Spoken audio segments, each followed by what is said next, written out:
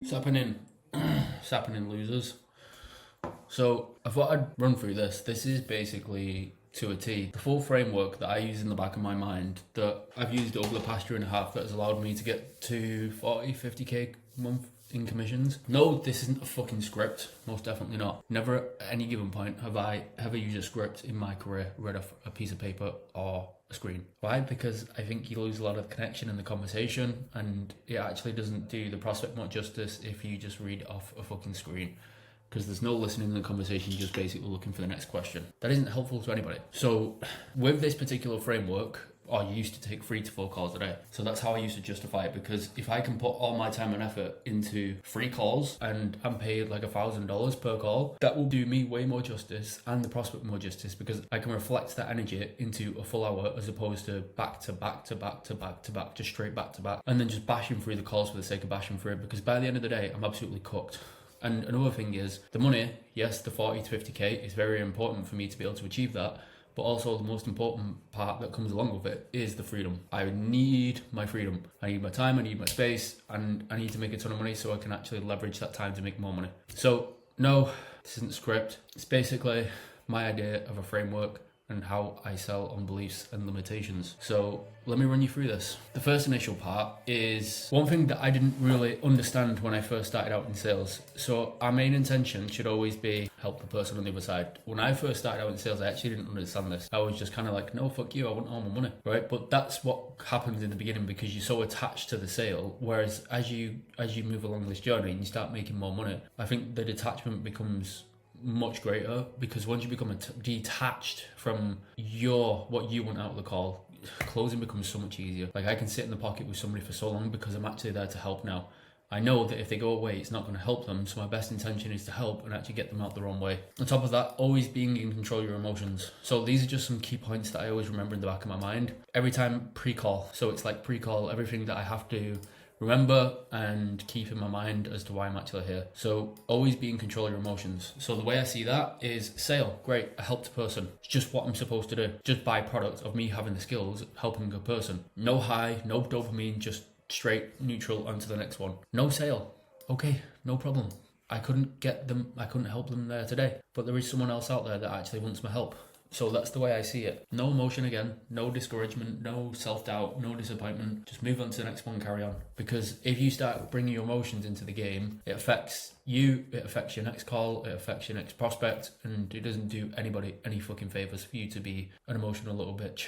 Sales requires leadership, it requires change, and change is scary. So one thing that my mentor, Kyle So, kind of coached me through is like, people are buying who you are. So people are buying your ability to get through fear, your beliefs, your confidence, your courage. They're buying all of that. So what they're looking for on the other end of the phone is somebody to lead them from where they are to where they want to be. And that change, that movement is scary. People know that they want more, but when it comes down to actually making the change, that resistance creeps in. So your job is to now lead them through so that they can control that resistance and experience the life they want through your solution. So avoid unnecessary rapport. Like some of you guys are such weirdos. Like you fucking talk about the weather, you talk about the dog, you talk about the kids, you talk about the day, you talk about the week. Nobody gives a fuck. The worst thing is when you guys talk about yourself, when you guys tell the prospect about where you live, what you do, and who you are. Like nobody gives a fuck. So cut that shit out. They aren't here to be your friend. Yes, they're not. They didn't book a call so they could be friends with you. So there is 5 phases that I usually go through in the beginning of the call. Welcome them in, diffuse, resources, are they educated, and then the opening question. Don't frame the call. Ideally now, I just don't frame a call. I just don't think it serves any purpose at all. A lot of you guys think you have to frame the call to hold the frame. The only reason you think that is because you're a pussy. The way you hold the frame is by actually asking the right questions and being the leader of the call. Another thing as well, the reason why I don't like framing it is because every other person does it. If somebody's been on a call before, like they've probably experienced a retard framing the call, and like they associate you, that experience, to you now. Because they've experienced a retard, they associate that experience with you. So I just don't even frame it. But these are all touch points that I go through in a call. Hey, welcome in. I believe you've been speaking to influencer in the DMs, or you spoke to my assistant on the phone. Hopefully, I got this from Kyle, so hopefully he didn't bore you too much. So that just diffuses and lowers the resistance a little bit early on. Ha ha ha ha ha. No, he was okay. Sweet. He may have sent you some resources to go through, a few videos before the call. Did you go through those? Yes, I did. So the important part there is they're educated and they're primed to be making an educated decision. And another thing as well, the way I see this is it's like the reason we do pre-call, the reason we give them resources is because it triggers an emotion in their mind. So it like triggers a response for them to why they're here. So if I can remind them of that emotional trigger, it brings it back into the call. So let's say, for example, I'm selling ecom. Hey, Jordan, like, did you catch pre-call resources? Did you watch the videos? Yes, I did. Okay, were they helpful in any way? Yes, they were. In what way were they helpful towards yourself? You know what? I saw that you guys have been making 10 grand a month. You'd be able to go anywhere and live remotely, free, do whatever, right? I know that's his buying point. So I know exactly where to lead the call and I know what his gap is. I know exactly what the gap is in the first 10 seconds. So that's why I do that. If they don't go through the resources, I've never had a good experience with that. Get clarity on why, because at the end of the day, remember our business owner put time and effort into those resources. So it shows respect from the person to at least allocate some time towards that. And on top of that, it shows like if those videos were able to change your life, why wouldn't they prioritize those videos? So it's just, for me, it shows a lack of intent towards them actually prioritizing time to put towards the education. But that's what I've just kind of ran you through there. Listen to the words that they use because they will show us the gap, the emotional trigger that got them to respond to the ad and actually give us their info. How was that helpful specifically? In what way was it helpful to you? So always refer back to the person and what the trigger was to them. The whole idea then is once we've got a general gap, we basically want to work backwards from the outcome that they desire. So it's important to have like a powerful opening question that keeps the conversation on track. So in your opinion, what's the biggest reason you want to be able to make more money with trading right now? Or what specifically are you actually looking to achieve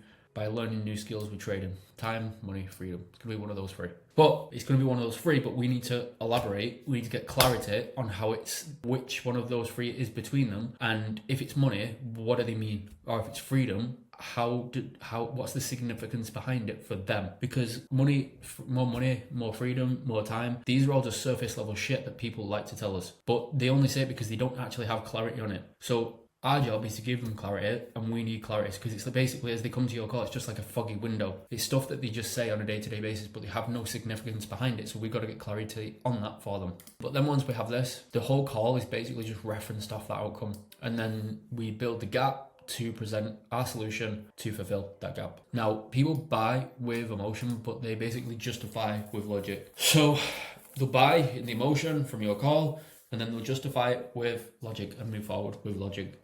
So the first part is I want context and data. So I want facts.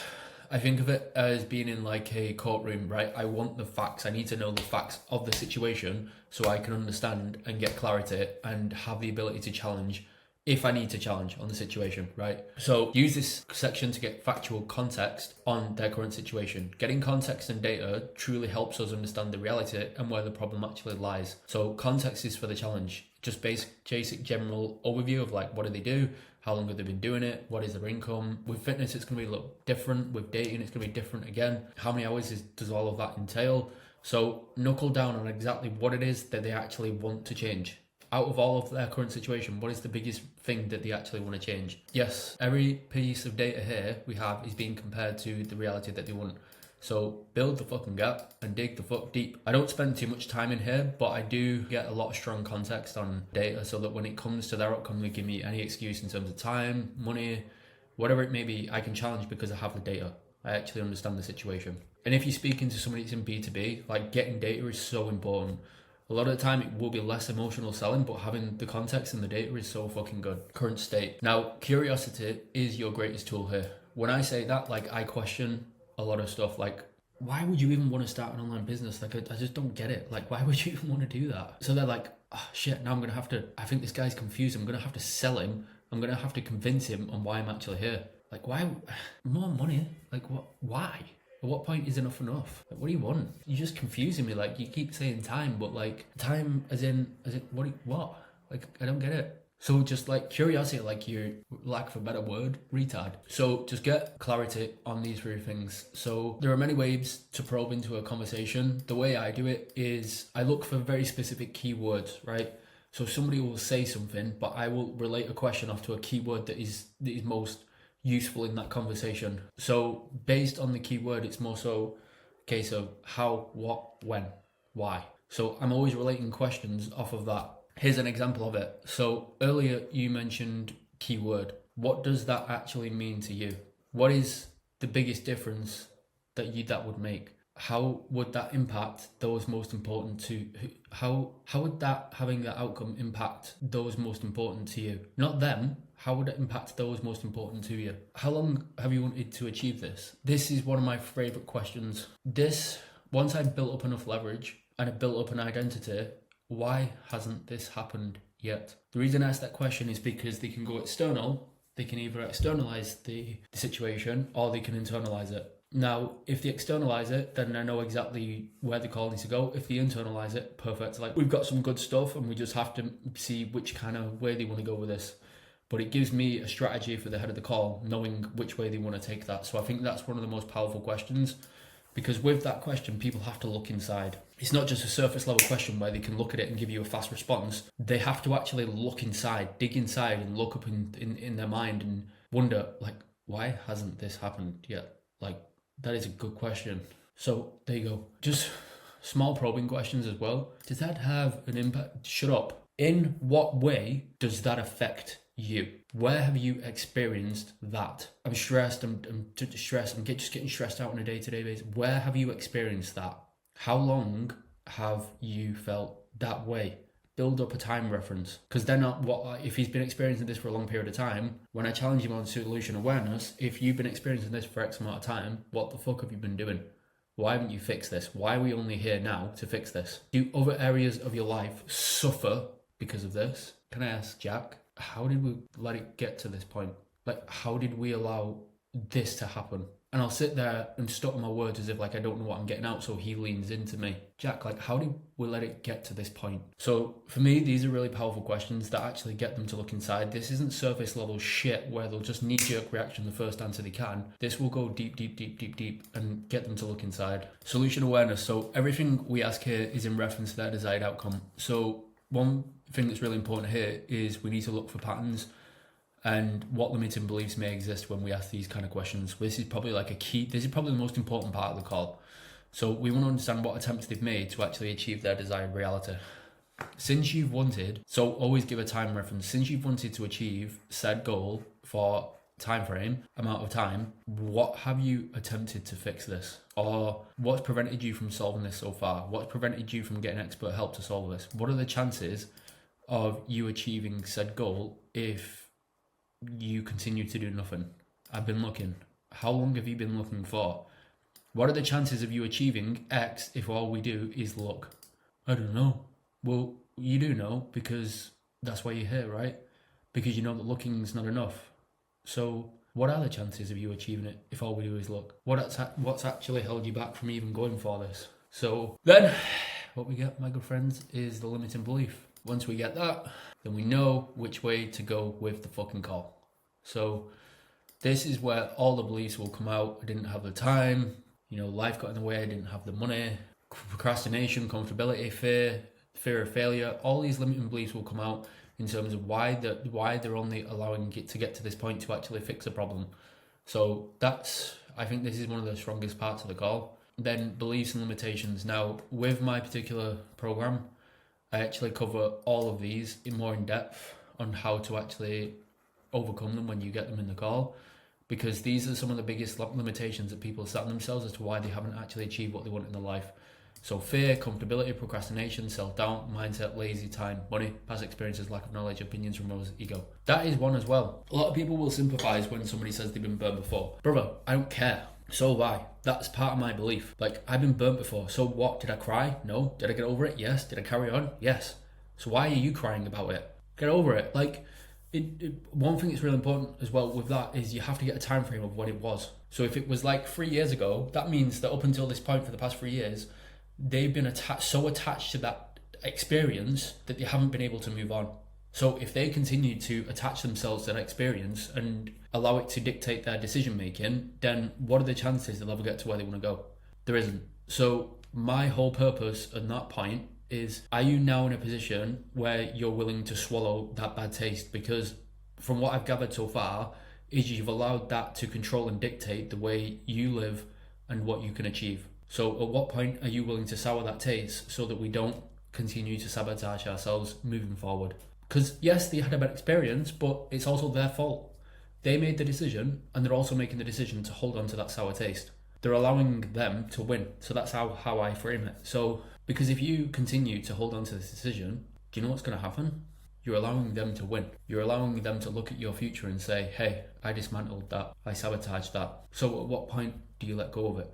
So I use them against them. I use the bad experience against them and say that everybody's laughing, everybody's happy they're throwing a festival because they sabotage where you want to go. So all that to say it's their fault. Opinions from others, that is a limitation. Lack of knowledge, that is a limitation. We all know where the knowledge is. But yeah, it's like I said, we label these limitations as a villain in the room that stands in the way of their outcome. So the way we overcome most of these is question-based reframes that we can get them into a new way of thinking, a new way of acting, and a new identity. That's in my program. I don't do this for everyone. Quite frankly, I think it's just case to case. I don't always cost of inaction. Sometimes I think it's a little bit unnecessary. But if somebody's been lazy, fearful, or procrastinating, that's typically when I will use cost of inaction, because those kind of people, they always end up bringing up the projections at the end, and I want to minimise those. The purpose of the way my calls run, like I minimise objections as much as I fucking can. That's just like a general analogy of what the cost of inaction really means. When I cost of inaction, what I see from most people is just like, what if nothing changes? What if just nothing changes? That doesn't mean much. There's no power behind it. Whereas if I have like a belief or a limitation, then it's more so like, if we continue to hold on to this fear and we allow this fear to control us and dictate every decision that we do moving forward, another 2, in fact another 3, 4, 5 years goes by, we're still in the same position where everybody in the house is stressed. There's no quality time for you with the wife and the kids, and we just end up going around on this hamster wheel and nothing really ever looks any different. If that continues for another 5 years because we've allowed fear to control us, what are we looking at? What does that look like? Why would you use that word to describe that reality? It's a powerful word. Why would you use that word? So if we look at that situation and we allow that to happen, who would suffer because of that? Because you allowed it to happen.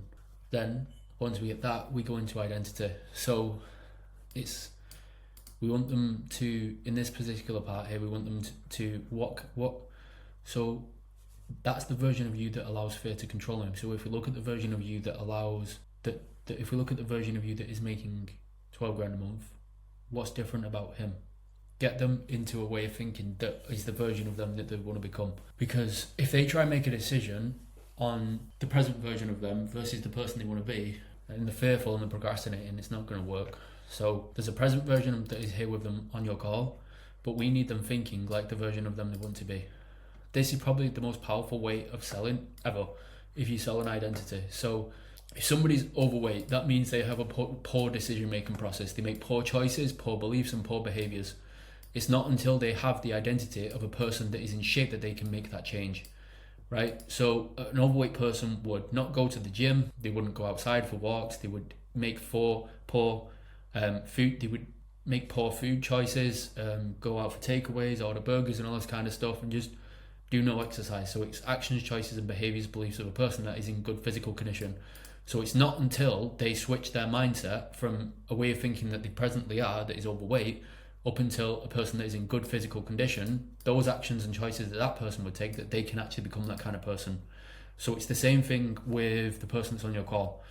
Here's a good example of it. The person I was a year and a half ago making 2 grand a month, way fucking different to who I am now making 60k a month. Way different. I could never be that person that was at 2 grand a month making this amount of money. It would be so misaligned, and my actions and behaviours and my way of thinking would be so fucking different. It just wouldn't even come. It wouldn't even be able to be a reality.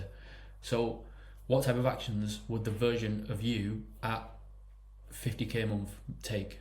When we look at the version of you that has lost this £50, that has lost this £90, does he allow fear to control him? Does he allow procrastination to take over? No. Why would you say no? So what do we need to let go of so that you can start becoming that person? So it's all just reframing them into a person that they need to become. Then we future pace that idea. So have them envision that desired reality. Fucking manifest it, because that's the way you'll get them in the emotional pocket of where they want to go. have the emotions literally pinging through the roof like they've just swallowed an ecstasy pill of what their life can be and will be like. To have everything that they desire, to remove all pain they currently suffer, to become the best version of them, to turn dreams into reality. What would that moment be worth to them? It's when we look at the version of you 12 months from now, the version of you that has let go of these fears, and we're now in a position where we're making over $30,000 per month. But forget the money, right? The money is the money. The most important thing here is you can provide for your daughter and give her the love that she deserves without the stress of being overworked from a job. Now she can look at you and you can become the dad that you know you should be and the dad that you know she deserves. To know that you've accomplished that, what would that moment be worth to you? Slow it the fuck down, make them feel this is the buying pocket when I'm looking up all the way in the sky that they're trying to see space, and then just imagining this whole fucking thing and then manifesting it. Because if they don't do that, it doesn't mean enough to them, and it doesn't mean enough fucking to overcome the investment that's about to hit them like a ton of bricks. Then, this responsibility, ownership, internal. Everybody's life is a construct of our actions, our choices and our decisions. So if we let our prospect off the hook and externalize everything, that's when things really start to get slippery, real slippery. So if we don't actually get them to take ownership throughout the call, if we don't challenge them externalizing stuff, that's when deals slip home, when partner objections easily slip in to sabotage the deal at the end. So throughout the full call, we should have been challenging and getting mini commitments on them taking ownership and internalizing it's their fault why they're not where they want to be. So when we look at the future we want, when the future that you want, the reality that you don't want, who's in control of that? And every action up until this point, who's been responsible for those choices? For the position that you're in today, who's that because of? Me. So who has to take control of everything that we do moving forward so that we can actually fix this? Who does that have to come from? Me. Why would you say you? We answer it, but we make it concrete. Why would you say you? Because X, X, and X. So now he'll give us his context on why it's him or her. At that point, whatever they say then, cooked motherfucker like a Christmas turkey. Now based questions. When would be the most appropriate time for you to step into that version of you that you want to become? Now, sometimes I pause and I look up and I'm like, you better say what I want you to say. And that's yesterday. And a lot of the time they actually do it. Now, yesterday, there you go. That's exactly what I wanted to hear, right? Why now? Well, do you mean now, or is it just because it fits this whole conversation? It's the easiest thing you can say. So use this section to justify why they want to make the change now. Why is it so important for you to let go of these limitations right now? Because they've been holding you back for so long. What's any different now that you would actually step out your comfort zone and change now? See how it's way more challenging than powerful compared to, why now? Why not to kick it down the fucking road like every other retard? Like, fuck off. Because I'm just going to tell you the right reasons because it makes sense.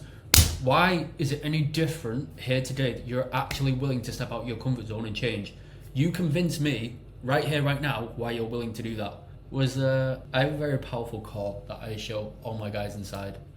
Was there a specific turning point? Was there a specific turning point when you realized this limiting belief, so this comfortability is doing more harm than good, and it's probably time to shift? Because what will happen then is they'll look inside and they'll ask themselves, what was that thing that caused me to be here? What was that fucking thing that really caused me to take my hand off the boiling hot stove? What was that trigger point? I've made so many people cry off that question. So at this point, we should have enough data, we should have enough key points of change that we can go into a presentation. So their intent to change, there is a problem to be solved, there's a burning desire to solve the problem, clear path on goal, significance behind it, pain of staying the same is greater than the change, ownership. I don't say, we can definitely help. Shut up, pussy closer. Based on the conversation we've had, I know that we can support the vision that you have.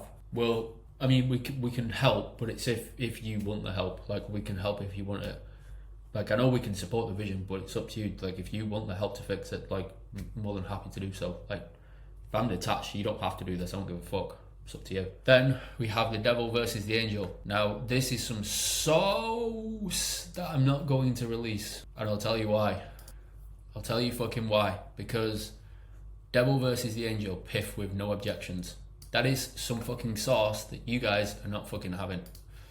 My mate, But that is to a T, the exact framework in the back of my mind that sits in my mind of how good I am and how that's allowed me to get to 40 to 50 to 60 grand a month. No, it's not a script. Never use a script. Don't need a script. Not a retard. This is just something that I know off the back of my mind, that every checkpoint, everything I need from a call, and it's how I've been able to be a savage, be a killer, be one of the best in my mind. Well, I hope that helps, guys and gals. Hopefully you take some decent stuff away from that. If you have found this helpful, honestly, DM me on Instagram and I'll shoot over this document and you can kind of run through it yourself, and hopefully it does help. But other than that, easy peasy lemon squeezy. Peace out, homies. Follow me on Instagram for more. Or don't. It's up to you. Bye.